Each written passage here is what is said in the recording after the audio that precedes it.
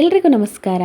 ಆರೋಗ್ಯವರ್ಧಕ, ಶಕ್ತಿವರ್ಧಕ ಅಂತ ಹೇಳುವಂಥ ಬಾಳೆದಿಂಡಿನ ಜ್ಯೂಸನ್ನ ಹೇಗೆ ಮಾಡೋದು, ಇದರಿಂದ ಏನೆಲ್ಲ ಉಪಯೋಗಗಳಿದೆ, ಇದನ್ನು ಹೇಗೆ ಕುಡಿದ್ರೆ ಏನೆಲ್ಲ ಬೆನಿಫಿಟ್ಸ್ ಇದೆ ಅಂತ ಅನ್ನೋದನ್ನು ತಿಳ್ಕೊಂಬರೋಣ.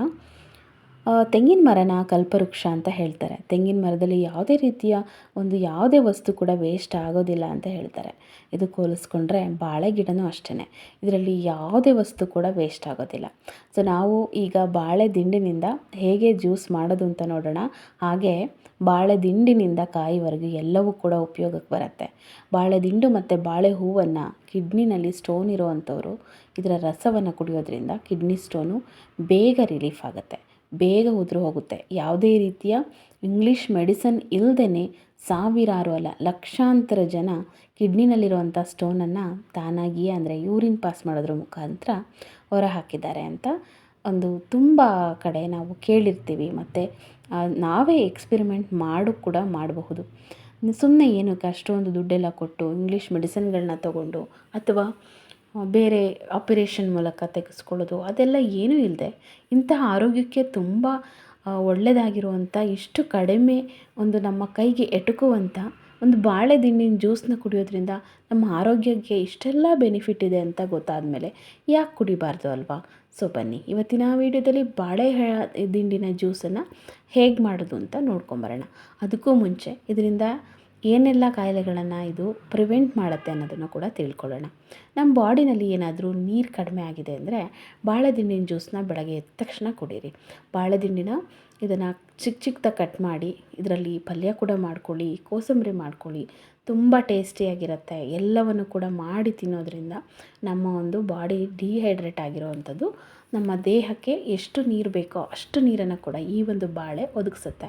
ಇದನ್ನು ಬಾಳೆ ದಿಂಡು ತೆಗೆಯುವಾಗಲೇ ಗೊತ್ತಾಗುತ್ತೆ ಎಷ್ಟು ನೀರಿರುತ್ತೆ ಅದರಲ್ಲಿ ಅಂತ. ನಾನು ಲಾಸ್ಟ್ ವೀಡಿಯೋದಲ್ಲಿ ಇನ್ನೊಂದು ವಿಡಿಯೋವನ್ನು ಕೂಡ ಶೇರ್ ಮಾಡಿದ್ದೀನಿ.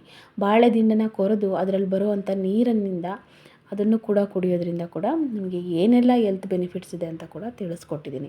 ನೀವು ಈ ವಿಡಿಯೋ ನೋಡಿದಾದ ನಂತರ ಆ ವಿಡಿಯೋವನ್ನು ಕೂಡ ಚೆಕ್ ಮಾಡಬಹುದು. ಈಗ ನೀವಿಲ್ಲಿ ನೋಡ್ತಾ ಇರ್ಬೋದು, ಬಾಳೆ ದಿಂಡನ್ನ ಗಾಲಿ ಆಕಾರಕ್ಕೆ ಕಟ್ ಮಾಡಿ ಅದರಲ್ಲಿ ಬರುವಂತಹ ನಾರಿನಾಂಶ ಏನಿದೆ ಅದನ್ನೆಲ್ಲ ನೀಟಾಗಿ ವಾಶ್ ಮಾಡಿ ತೆಗಿತಾ ಇದ್ದೀನಿ. ಇದನ್ನೇನಾದರೂ ನೀವು ತೆಗಿಲಿಲ್ಲ ಅಂದರೆ ಮಿಕ್ಸಿ ಜಾರ್ಗೆ ಸುತ್ಕೊಳ್ಳೋ ಅಂಥ ಚಾನ್ಸಸ್ ಇರುತ್ತೆ. ಮತ್ತು ಅದು ಹಾಲಾಗಿರೋದ್ರಿಂದ ಚೆನ್ನಾಗಿ ತೊಳಿಬೇಕು. ಅದನ್ನು ನೀಟಾಗಿ ಕ್ಲೀನ್ ಮಾಡ್ಕೊಳ್ಳಿ. ಕ್ಲೀನ್ ಮಾಡ್ಕೊಂಡಿದ್ದಾದ ನಂತರ ಚಿಕ್ಕದಾಗಿ ಕಟ್ ಮಾಡಿಕೊಂಡು ಮಿಕ್ಸಿ ಜಾರ್ಗೆ ಹಾಕ್ಕೊಂಡು ರುಬ್ಕೊಳ್ಳಿ. ಇದಕ್ಕೆ ಕಲ್ಲು ಸಕ್ಕರೆ ಹಾಕ್ಕೋಬೋದು, ಇಲ್ಲಾಂದರೆ ಹಾಗೆ ಕೂಡ ಕುಡಿಬಹುದು. ಅಂತಹ ಟೇಸ್ಟ್ ಏನು ಕಹಿಯಾಗಿರುತ್ತೆ ಅಥವಾ ಮಧುರ ಆಗಿರುತ್ತೆ ಅಂತ ಏನಿಲ್ಲ, ಚೆನ್ನಾಗೇ ಇರುತ್ತೆ. ಸೊ ನೀವು ಎಳ್ನೀರನ್ನ ಹೇಗೆ ಕುಡಿತೀರೋ ಹಾಗೆ ಕುಡೀರಿ. ಇಲ್ಲ ನಮಗೆ ಟೇಸ್ಟ್ ಬೇಕೇ ಬೇಕು ಅಂತಂದರೆ ಸ್ವಲ್ಪ ಕಲ್ಲು ಸಕ್ಕರೆ ಹಾಗೆ ನಿಂಬೆ ಹುಳಿನ ಹಾಕಿ ಕೂಡ ಕುಡಿಬಹುದು. ತುಂಬಾ ಟೇಸ್ಟ್ ಆಗಿರುತ್ತೆ ಅಂತ ಹೇಳಲಿಲ್ಲ ಅಂತಂದರೂ ತುಂಬಾ ಹೆಲ್ತ್ ಬೆನಿಫಿಟ್ ಇದೆ. ಮೂತ್ರನಾಳದಲ್ಲಿ ಇರುವಂಥ ಸೋಂಕನ್ನು ಕಡಿಮೆ ಮಾಡುತ್ತೆ. ನಮ್ಮ ದೇಹದಲ್ಲಿ ನೀರಿನ ಸಮಸ್ಯೆ ಇದ್ದರೆ ಅದನ್ನು ಕೂಡ ನಿವಾರಿಸುತ್ತೆ. ಅಲ್ಸರ್ ಆಗಿದ್ದರೆ ಕೂಡ ತಡೆಗಟ್ಟುತ್ತೆ. ಮತ್ತು ಓವರ್ ಹೀಟ್ ಆಗಿ ಬಾಡಿ ತುಂಬ ಅಂದರೆ ನಮಗೆ ಬಾಯೆಲ್ಲ ಹುಣ್ಣು ಮತ್ತು ಹೊಟ್ಟೆ ನೋವು, ಹೊಟ್ಟೆ ಉರಿ ಮತ್ತು ಉರಿ ಮೂತ್ರ ಬರ್ತಾ ಇರುತ್ತೆ. ಸೊ ಅಂಥ ಟೈಮಲ್ಲಿ ನೀವು ಈ ಜ್ಯೂಸ್ ಮಾಡಿ ಕುಡಿಯೋದ್ರಿಂದ ನಿಮಗೆ ಈ ಎಲ್ಲ ಸಮಸ್ಯೆಗಳು ಕೂಡ ದೂರವಾಗುತ್ತೆ.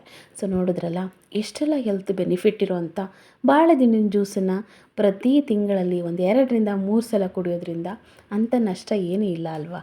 ತುಂಬ ಕಡೆ ಮಾರ್ಕೆಟ್ಗಳಲ್ಲೆಲ್ಲ ಆರಾಮಾಗಿ ಕಡಿಮೆ ಬೆಲೆಗೆ ಸಿಗೋವಂಥ ಈ ಆರೋಗ್ಯವರ್ಧಕ ಬಾಳೆ ದಿಂಡನ್ನು ತಂದು ಜ್ಯೂಸನ್ನು ಮಾಡಿಕೊಂಡು ಕುಡಿದು ನಿಮ್ಮ ಆರೋಗ್ಯವನ್ನು ವೃದ್ಧಿಸ್ಕೊಳ್ಳಿ.